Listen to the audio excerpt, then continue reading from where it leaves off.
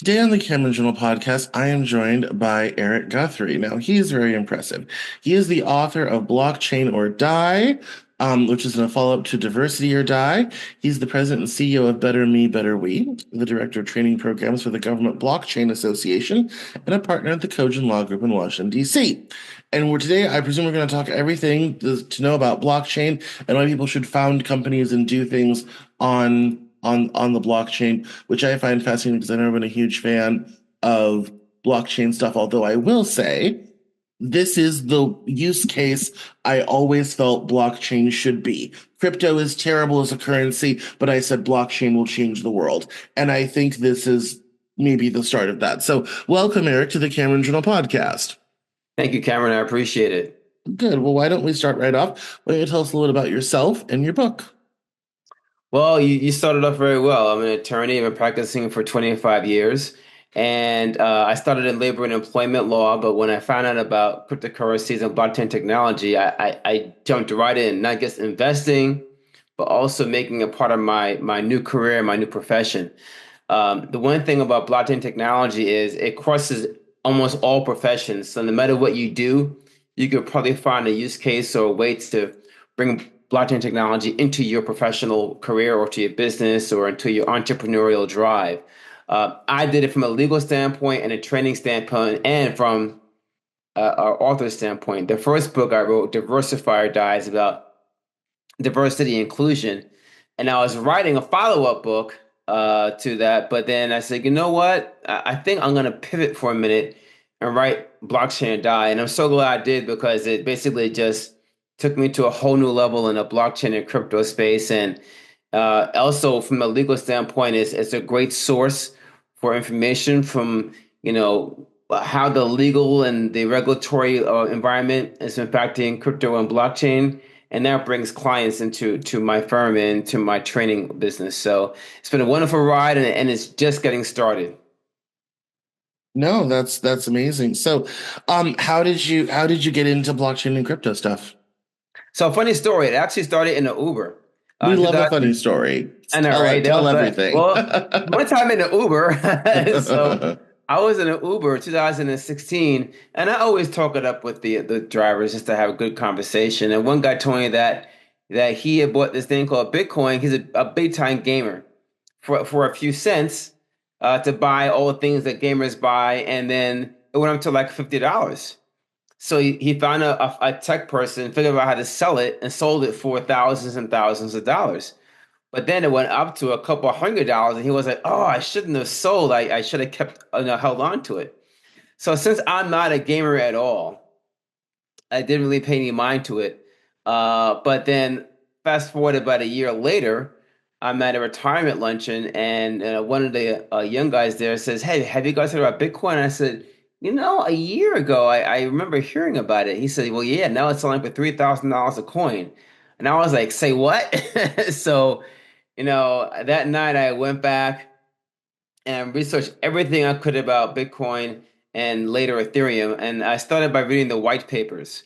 Rather than reading all the opinion and the conjecture, I went to the source.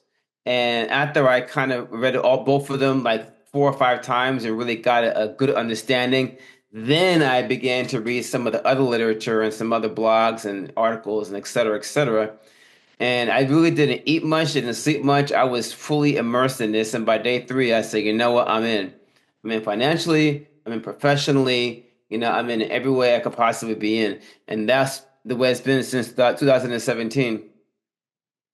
No, that's quite impressive. So, well, let's talk about the book then a little bit. Why should someone get on the blockchain, and why would they die if they don't? Well, so the funny thing is, when I wrote Diversify or Die, and I would go to book signings and stuff like that, and I'd be surrounded by all these other authors, they wouldn't have anyone come to their tables, but my table was booked. I mean, there was always folks talking about, "Ooh, Diversify or Die. What does that mean?" So I wasn't even going to name the book Blockchain or Die, but, someone told me, like, this whole or die thing really does capture the audience. It really captures the reader. And I was speaking at a conference in DC, and this is before the book came out. And I said, "Hey, listen, my new book's coming out. It's called A Blockchain or Die. So look out for it, in a couple of months." And then this line formed and it said, "We want to buy the book now." And I said, "I literally just told you it's coming out in a couple of months." And they said, "But the title just really grabbed us." And I knew then I had something, really special. So, um, the or die part is basically the sense of urgency. And the sense of urgency is, if you're a business, if you're an entrepreneur, if you're an investor, you have to really time the way you plan things. You don't want to be the last one in on an investment. You don't want to be the last one to, acquire or to adopt the technology. You want to be close to the front. That's where all the money is. That's where the success is. And, blockchain or die really means that this is going to be the technology of the future. I mean, if you think about it, 10 years ago, if you were told, or let's say even 15, that you would swipe right and get in a stranger's car, you would swipe right and live in a stranger's house for a period of time, you would swipe right and go on a date with someone you never met before, you'd be like, are you crazy? But this technology is happening, right? So you have to really be in tune with what's happening with technology. And blockchain technology is really, changing every part of our lives, right? It's changing the financial, the regulatory, the legal, supply chains. Walmart and IBM are doing work in the food trust program to track supply chains for their food. It took them 7 days to find a salmonella outbreak pre-blockchain. It took them 2.2 seconds to find it post-blockchain using blockchain technology. So this could really impact, just like the internet did, our everyday lives. And this book shows you how to really get involved by, first of all, giving you the education. The secret sauce to blockchain or die is at the end of every chapter, there's a section called Success Strategy Action Items. And not only do I give you the information, then I tell you how to use it. And if you go on Amazon.com and read the reviews, at least half of them really talk about that section. Because as adult learners, we don't learn by reading, we learn by doing. And that's what that section is designed to do. No, that makes sense. I think this is exciting because I always felt that not that I ever really monetized the idea or anything. Um, I was a very early Bitcoin adopter, and I think I bought at 60, sold at 600, made a nice tidy sum, and that was the end of that. But I always said the underlying way it's done, just like you talked about with that salmonella outbreak, I said, oh no, that will change the world because Hmm? the ability to, in an information age, the ability to move, analyze, and find information in seconds, Hmm? whoever invents that will do very well for themselves. And in the blockchain space, I think it's it's anybody who's kind of taken that technology and learned to sort of deploy it for those use cases. And then when you pile AI on top of that, which is here and it's coming, but is also here at the same time, sort of thing, then you end up with a very different sort of environment. So, yeah, in terms of, everyone's kind of aware of cryptocurrencies these days, but like your example, what else sort of can the blockchain do? Because I think that's a question a lot of people have had. Like, the whole currency thing's been pretty popular. There's been pump and dump scams and different Yep. scandals and all this sort of thing. There's been a lot of mess in this space. In Hmm. terms of hard things the blockchain can actually do and accomplish for people, what does that look like? It's very easy to say, oh, it's going to change, but then you have to kind of quantify that. Right. So that's an excellent point. And this is what I always say. Blockchain technology takes transactions and makes them seamless.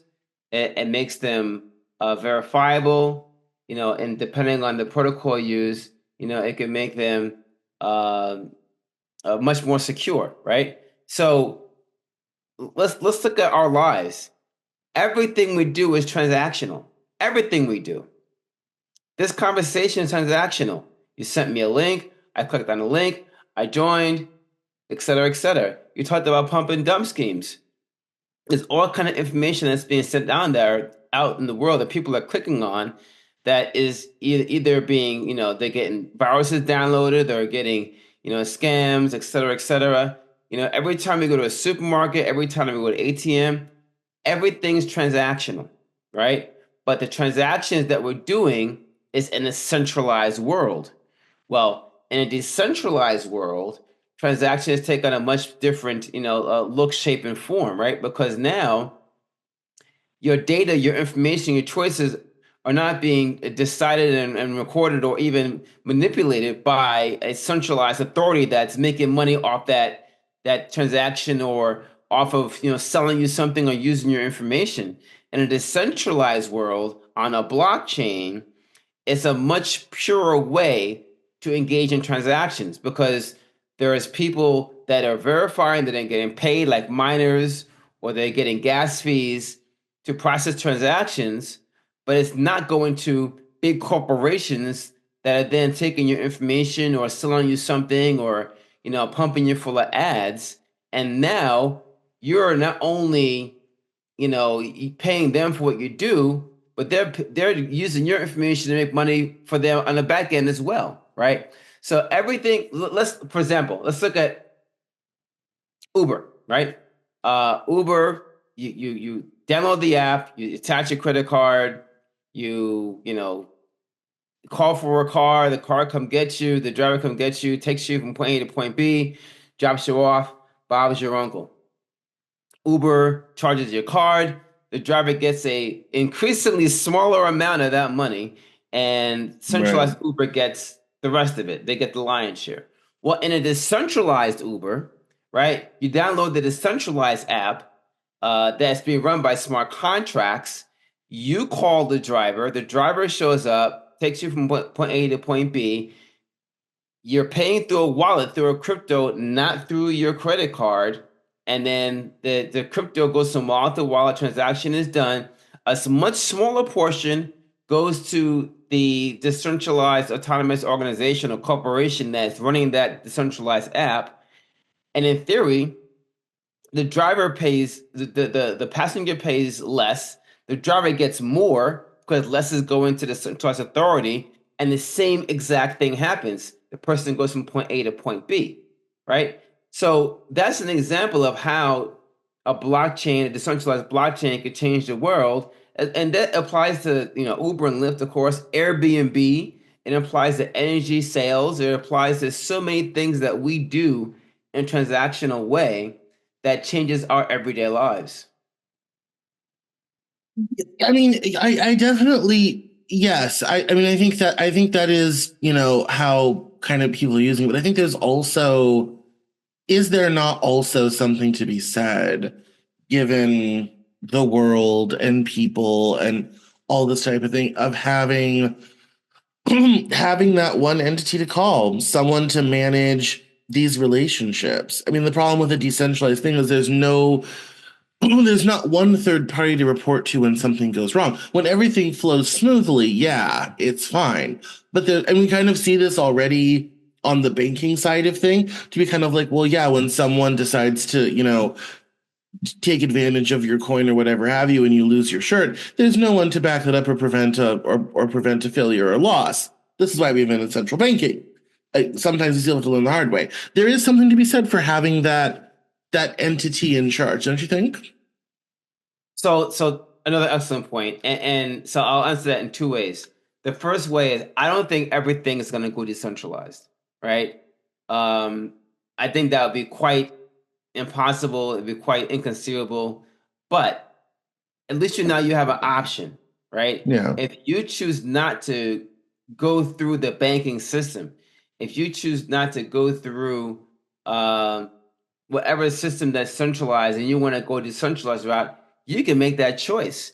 Now, here's where that's important, and we're thinking first world here. Let's think, unbanked and underbanked.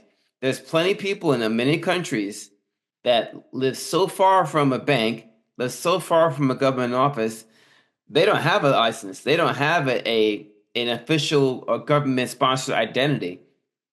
How can they open an account? Right? Right. But they have a cell phone, and they have Wi-Fi, and they have those two things, they can get on a blockchain, get tokens, and they can begin to engage not just even locally or regionally, globally, right? There are some countries where a woman cannot own a bank account on her own. She's got to be with her husband, her father, her uncle, her brother, some male counterpart, right? Well, that's not the case with blockchain technology and cryptocurrencies.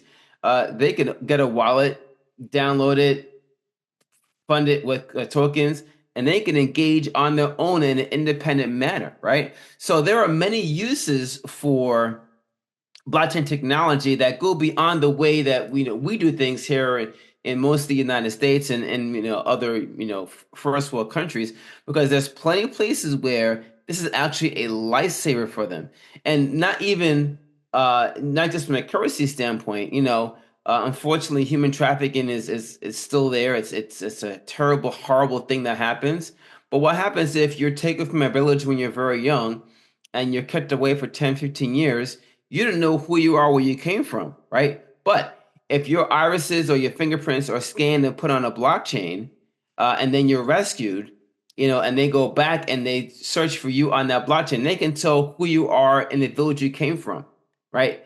Before blockchain technology, that really didn't exist because the systems wouldn't talk to each other, and they weren't even thinking about doing biometrics, in a technical sense. So it's perfect for that use. Now I'm gonna answer it with this second part. Mm. The law is, and we're talking about getting recourse for something that happens to you. The law is always slower to respond than technology. You can build an app, or you can write software in your basement or wherever you're going to write it, put it on GitHub or wherever you're going to put it, or write a white paper about it, and it's being used a month later, right? But what happens next? The software grows, it gets investors, it gets users. Someone is wronged, and then somebody sues.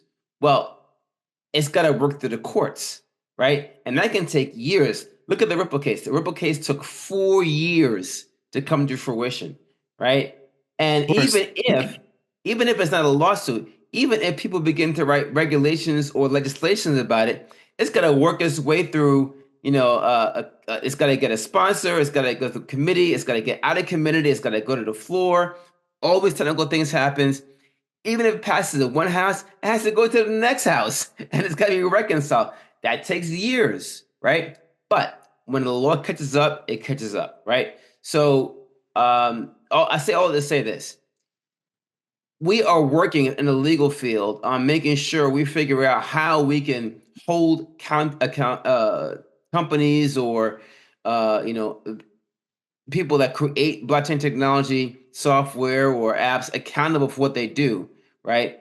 It just takes time for us to make these new decentralized accountability structures being used in everyday life or in everyday legal use. No, certainly. I mean, and I think it's now, I think one of the probably the big changes that is true that it wasn't several years ago when all of this was, so new and so cutting edge and all this type of thing is now you have so many institutions and large companies participating that there's now a real demand for some sort of legal structure. Mhm. And we kind of went through this with social media. Mhm. And we're And the still, internet.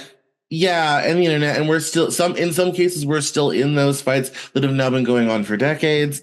Yep. Um, and so yes, I definitely see now when it comes to blockchain and crypto, there's definitely a more kind of more demand for that. It has been said that the Trump administration is very pro crypto. They want to embrace it much more than they did in their first term or Biden ever did. Mhm. Sort of thing.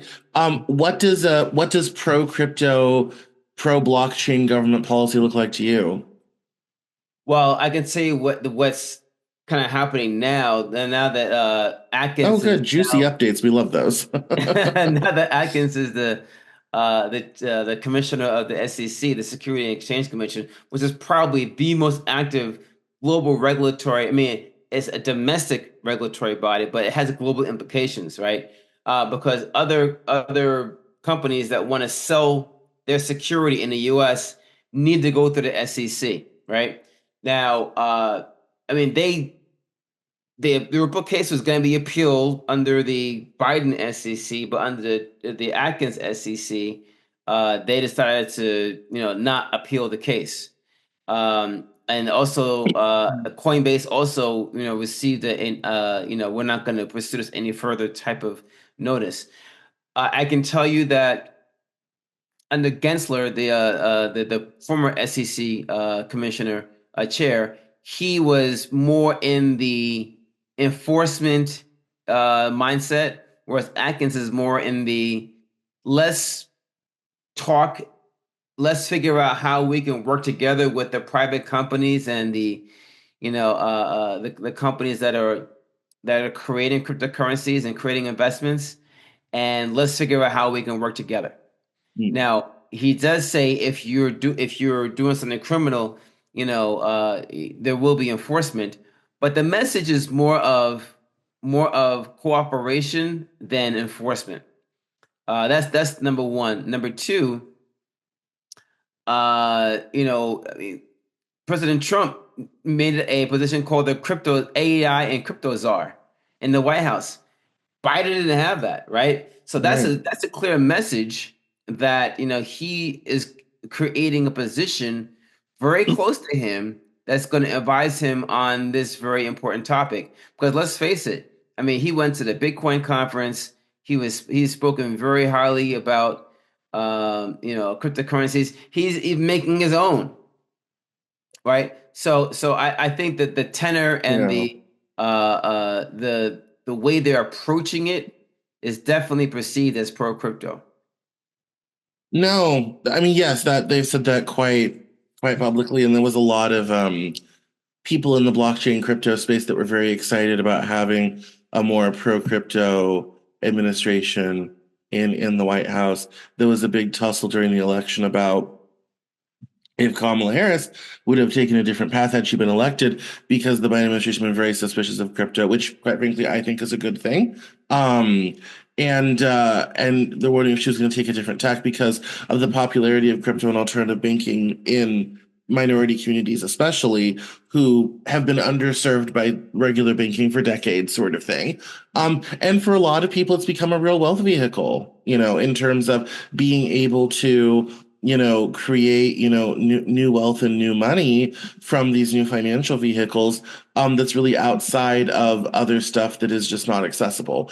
And so there's kind of been an interesting, meeting. I think what I find fascinating about this space, I don't know if you feel similarly, there's been an interesting meeting of different sort of cross-factional, cross your usual political factions in this space of, you kind of have the white tech bros that don't like government and make their views on that known a lot. Government's not a very popular subject in Silicon Valley, and they spend endlessly to make sure they don't get regulated. And then you have sort of, underserved minority communities, especially African American, that are kind of like, oh, hey, we see you're making money, we can get on this too, sort of thing. And so you have this interesting meeting of like underserved minorities, tech bros, like libertarians who are into decentralization, all this. So the crypto space is really interesting because you end up with these sort of very interesting mix of people looking for a breakthrough on this. So you're spot on, and I can tell you a story. Back in 2017, um, the House of Representatives created a blockchain caucus. It Yeah. was a bipartisan caucus. So I was invited to the first two meetings, and I attended them. And I didn't ever imagine, especially in this heightened political bipartisan, quagmire we're in, there being a caucus where Democrats and Republicans would speak so highly and so professionally, and have the same vision for something like blockchain technology. So that was very, very refreshing. And I can't think of very many other, if any other topics that, could bring together both parties in a way that would be very positive for government, for investors, for, the business community, et cetera, et cetera. So, and that speaks to the power of this technology, not just the technological power, but the social power that comes with it. Because I mean, from the very beginning, when I got involved, it was a very welcoming, a very open, a very sharing community. And if you don't know anything, don't be scared. Just jump in and attend a meeting. Jump in and go to a meetup or go to a conference. It's a very, very welcoming and opening community because why? The more of us that really get involved in this and become part of this movement, the bigger it becomes, the better it becomes, and the better the products, the better the services, the better everything happens in this, blockchain and crypto community. So get involved because that's really how you're going to be able to learn more and do more in this environment. Absolutely. I want to talk about Web3 for a moment because that was that was quite a journey. Um, I actually ended up kind of getting caught up in that one a little bit. I'm not one to get really caught up in trends. I analyze trends, I talk about trends, I tend not to participate in them. But the Web3 thing, I kind of ended up participating because I went to a conference in Arizona to talk about, the future of what I do, media publishing, and, NFTs, tokenization, Web3, and as I wrote at the time, the commodification of everything. And we had the whole NFT thing bubble kind of like tulips happen. It burst. It's, still around, but the valuations are nominal sort of thing. You don't hear much about it these days. And people kind of, in my view, have sort of moved on. You don't hear about it much anymore. In your view, what happened with Web3 and NFTs and tokenization? What kind of happened with that, and where does it go from here? Or is it just kind of on its way out, perhaps? So Web3 to me is a much bigger picture. And just for the listeners, I mean, I consider Web 1.0 the Internet of Information. If you were around back in the days when websites first came out, it was just blah, it was just globs and paragraphs and stuff that you would scroll down and down and down. It was very, very it was a really like a brute force communication of information. Web 2.0 is the internet of communication, and that's where things got a little more sophisticated. That's where there was, later on in that cycle, connections to social media. First starting with MySpace and Facebook, and then all the other ones came out. So, I mean, you could communicate with the world in a way you couldn't do before. I mean, you could put a post and hit potentially billions of people. Well, that didn't exist before, right? So, Web 2.0 was the internet of communication. Web 3.0, which you're talking about, Cameron, is the internet of value. So what does that mean? Well, prior to Web 3.0, in order to exchange value on the internet, you had to use an external financial medium in that space to be able to use it.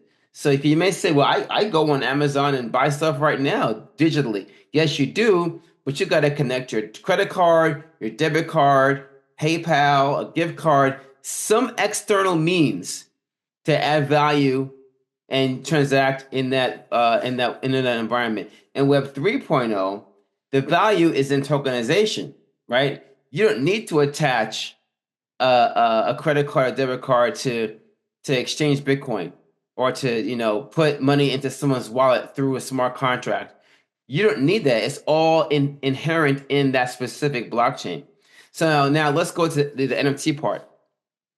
That means that there's so many ways that you can exchange value on a Web 3.0, right? There's cryptocurrencies. That's the most common way, and actually since Bitcoin was the first one to do it successfully, because they've been trying to do cryptocurrency, virtual currency since 1988, and it has not succeeded because there were two special sources that Bitcoin had that hadn't existed before. One is decentralized, and two, it had blockchain. Right? Those were the two main differences that made Bitcoin successful, and then Ethereum uncoupled the blockchain. Made it much more robust, and then we're off to the races with blockchain technology.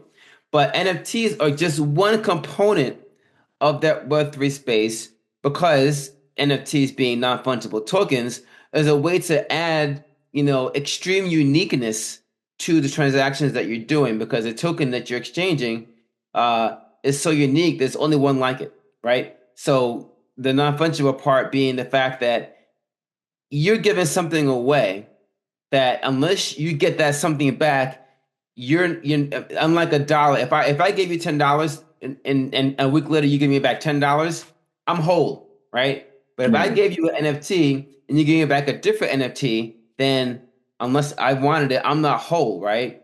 So NFTs, here's the issue with NFTs that I have. First of all, I don't know how your listeners feel about NFTs, but this is my opinion, and my opinion only. 99% of the NFTs are worthless. That's Yeah. my opinion. That's number one. Number two, it was a fad that happened, especially the stuff with Bored Ape Yacht Club and Mutant Yes. Apes and all that. It Hmm. was a fad, and it just went through the roof back in 2001. But when the crypto winter came and it crashed down, they did too. The issue is they didn't rebound like the market did. If you look at all the Right. graphs, Yeah. the cryptocurrency market had came back, especially Bitcoin, but NFTs didn't. Why is that? I don't think the use case for NFTs uh, is as clear or it doesn't have the same utility that cryptocurrencies have. What does that mean? That means that, I can still use my crypto in a store. I can still use it, as an investment. I can still use it, to exchange value. But NFTs were mostly used for social standing, to have a bored ape on your social media page. What else are you going to do with it? There are NFT trading platforms, and there's folks that do trade NFTs, but that's so highly specialized and is not very commonly used that the niche for trading NFTs is much smaller than the environment for trading and investing in cryptocurrencies. So, but here's where I think NFTs will have their magic, and that's just actually what I'm doing with my NFT when I roll it out. NFTs are perfect for exchanging information or recording something that's been accomplished. So, for example, you know, you get a college degree. Your college degree can be on an NFT and a blockchain. So that way, when someone's doing a background check on you, all you gotta do is give them the address for the NFT, and they can verify it instantaneously, right? NFT is perfect for certifications. NFT is perfect for storing property transactions, deeds, uh, mortgages, et cetera, et cetera. It's perfect for car registrations.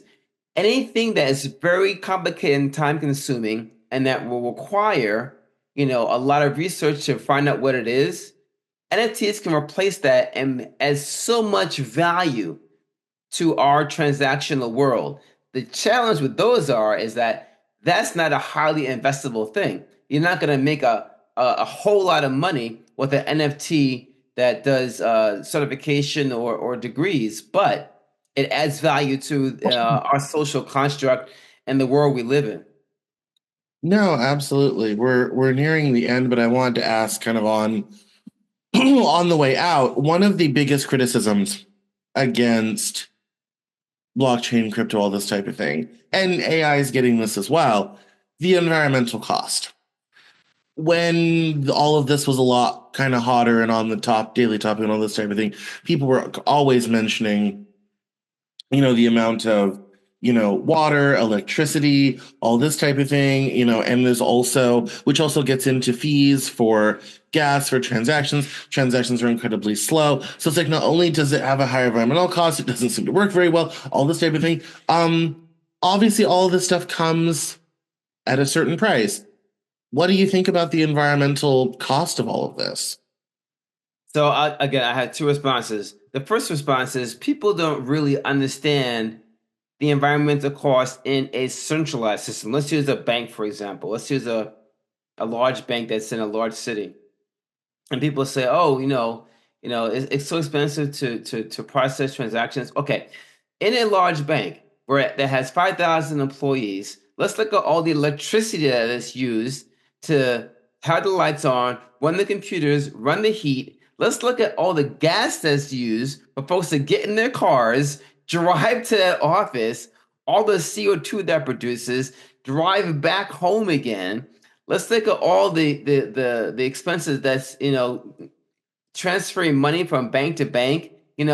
People don't realize a lot of the secondary energy that's required to run a centralized bank or financial institution.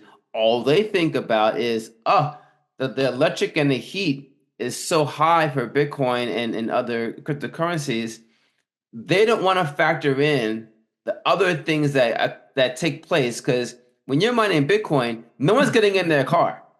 When Right. you're mining Bitcoin, you're not using gas, right? Using electricity, but centralized organizations use electricity out the wazoo. That's number one. Number two, uh, you know, mining equipment, so on and so forth, has become much more sophisticated. It's mining faster, it's mining cleaner, and actually now alternate energy sources like, wind and solar are being used, especially in places like Greenland and Finland, where it's bright and it's cold and there's a lot of sun, to have the environment cool the computers, cool the rigs, and the sun to power them.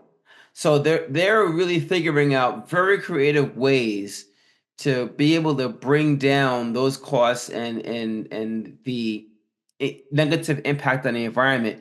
But again, they're commenting on cryptos and they're commenting on mining, but they're not looking at the total footprint of what it takes to run a financial organization.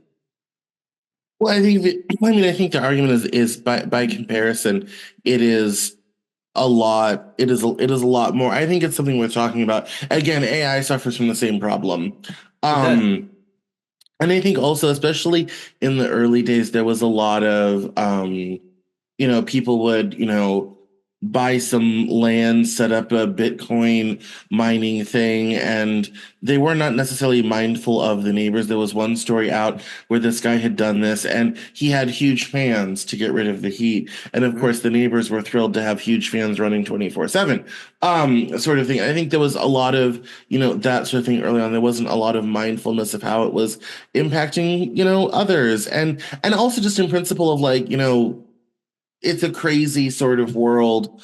Um, how much do we actually need this sort of thing? I think there was kind of that factor in it as well. But I mean, yes, all of these things, when you digitize something, there's going to be electricity and energy used to do it, sort of Mhm. thing. Mhm. And I think also sometimes people also suffer from the, well, we already have something for that, why be frivolous sort of thing. There's a lot of sort of scolding that goes on with that too. So I just kind of wanted to see what you were, where you were with it all. So, um, yeah, that's fascinating. Absolutely fascinating. You have an answer for everything. I can tell you're a lawyer. Why don't you let us know where we can keep up with you online and where we can buy the book? Excellent, thank you. So the book is on sale on Amazon. There's a soft cover and there's the ebook. The ebook is only 99 cents because listen, I don't want to make money off of that per se. I want to give away the information for free, or at least as free as cheap as I can make it. So I tell folks to buy 10 ebooks and give away nine. Share the knowledge, share the wealth, because this is truly the money, the business, the transactions for the future. You can find me on LinkedIn, Eric Lance Guthrie. You can go to my blog, ericguthrie.com, and you can go to my book's website, blockchainordie.org, and you can find more information about where I'm speaking. You can find more information about the articles I've written, and the next book is due to come out in the June, July timeframe of this year. So uh, hopefully I can come back and tell you some of the updates that I'm working on. I have a chapter on NFTs, I have a chapter on the metaverse, and a lot of updates on the new book, because folks have really been asking for it quite a bit. And I wanted to make sure that I responded to the wonderful comments and the wonderful questions about the first book and include it in the second book. No, certainly, certainly. Well, all right. Well, Thank you so much for coming on the Cameron Joel podcast. This is enlightening. I think you're the first person we've had who's really dedicated to this topic. So thank you so much for coming on the show. Thank you for having me.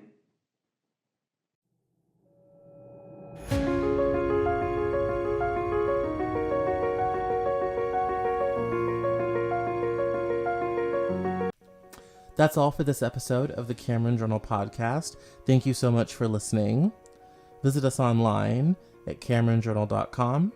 We're on Facebook, Twitter, and Instagram, and I love to talk to my followers and listeners, so please feel free to get us on social media at Cameron Cowan on Twitter, and we'll see you next time on the Cameron Journal podcast.